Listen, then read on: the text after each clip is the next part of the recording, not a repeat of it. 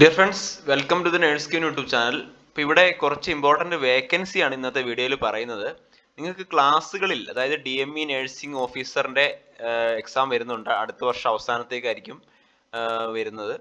അതുപോലെ തന്നെ JHയുടെ നോട്ടിഫിക്കേഷൻ ഓൾറെഡി വന്നിട്ടുണ്ട്. എക്സാം ഉടനെ തന്നെ കാണുന്നതായിരിക്കും.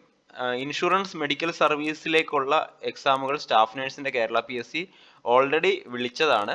അതുപോലെ JPHN എക്സാമിനും താല്പര്യമുള്ളവർക്ക് നമ്മുടെ കോഴ്സിൽ ജോയിൻ ചെയ്യാവുന്നതാണ്. അപ്പോൾ അതിൻ്റെ ഡീറ്റെയിൽസ് ആ ഡിസ്ക്രിപ്ഷൻ ബോക്സിൽ നമ്പർ കൊടുത്തിട്ടുണ്ട്, നിങ്ങൾക്ക് തന്നെ വാട്സപ്പ് ചെയ്യാവുന്നതാണ്. ഇവിടെ കുറച്ച് വേക്കൻസിയുടെ കാര്യമാണ് പറയുന്നത്. ഇപ്പോൾ ആദ്യമായിട്ടുള്ള വേക്കൻസി എന്ന് വെച്ചാൽ JPHൻ്റെ വേക്കൻസിയാണ്. ഈ ഒരു JPHൻ്റെ വേക്കൻസി എന്ന് പറഞ്ഞാൽ health service department municipal common service junior public health nurse grade 2. അപ്പോൾ അവിടെ സാലറി പറഞ്ഞിട്ടുണ്ട്. മുസ്ലിം, കണ്ണൂർ, കാസർഗോഡ് ജില്ലകളിലേക്ക് 2-6 വേക്കൻസിയാണ്. SIUC നടാർ, ആലപ്പുഴ, കാസർഗോഡ് ജില്ലയിലേക്ക് ഓരോ വേക്കൻസി. ഹിന്ദു നടാർ, കോട്ടയം, എറണാകുളം, മലപ്പുറം ഓരോരോ വേക്കൻസിയാണ്.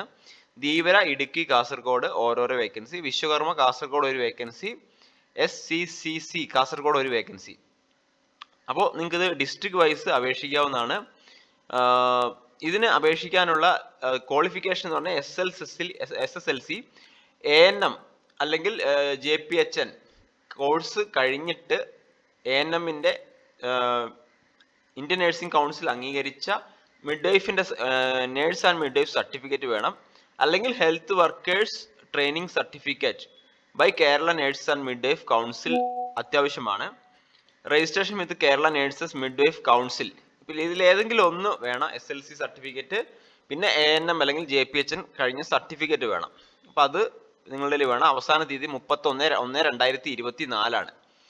അടുത്ത വേക്കൻസി എന്ന് പറഞ്ഞാൽ മെഡിക്കൽ എഡ്യൂക്കേഷനിലേക്ക് lab assistant, dialysis technician course കഴിഞ്ഞവർക്ക് 36 വയസ്സിനുള്ളിൽ അപേക്ഷിക്കാവുന്നതാണ്. Dialysis technician, diploma in dialysis technology അല്ലെങ്കിൽ PG diploma in dialysis technology കഴിഞ്ഞവർക്ക് അപേക്ഷിക്കാവുന്നതാണ്. അല്ലെങ്കിൽ bachelor degree in dialysis technology കഴിഞ്ഞവർക്ക് അപേക്ഷിക്കാവുന്നതാണ്. ലാസ്റ്റ് ഡേറ്റ് വരുന്നത് 31/1/2024. അടുത്തത് sub inspector of police Kerala civil സർവീസിൽ sub inspector of police trainee vacancy.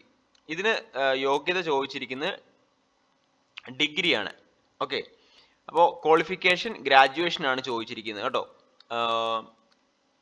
ഇനി ഡിഗ്രി ഉള്ളവർക്ക് അപേക്ഷിക്കാം. നിങ്ങളിപ്പോൾ BSc നഴ്സിംഗ് കഴിഞ്ഞവർക്കാണെങ്കിലും BSc MLT കഴിഞ്ഞവർക്കാണെങ്കിലും അപേക്ഷിക്കാവുന്നതാണ്. അപ്പോൾ ഇതിൻ്റെ സാലറി ആൻറ്റിസിപ്പേറ്റഡ് വേക്കൻസിയാണ്. 45,600 95,600 ആണ് സാലറി വരുന്നത്. ഓപ്പൺ റിക്രൂട്ട്മെന്റ് ആണ്.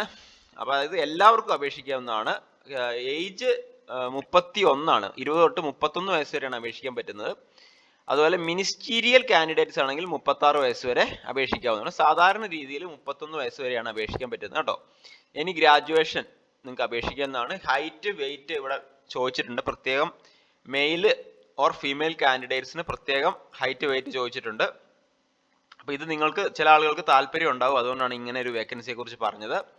അപ്പോൾ ഇത് 31/1/2024 മുന്നേ ആയിട്ട് അപേക്ഷിക്കുക. നല്ലൊരു പോസ്റ്റാണ്.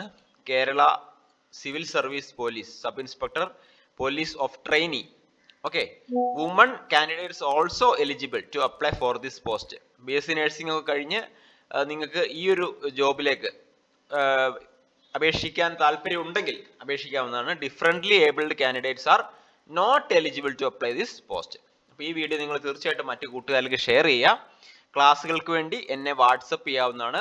Thank you for watching. നമ്മൾ ഈ ചാനൽ ഒന്ന് സബ്സ്ക്രൈബ് ചെയ്ത് ബെൽ ബട്ടൺ എനേബിൾ ചെയ്ത് വെക്കുക, മറന്നു പോകരുത്.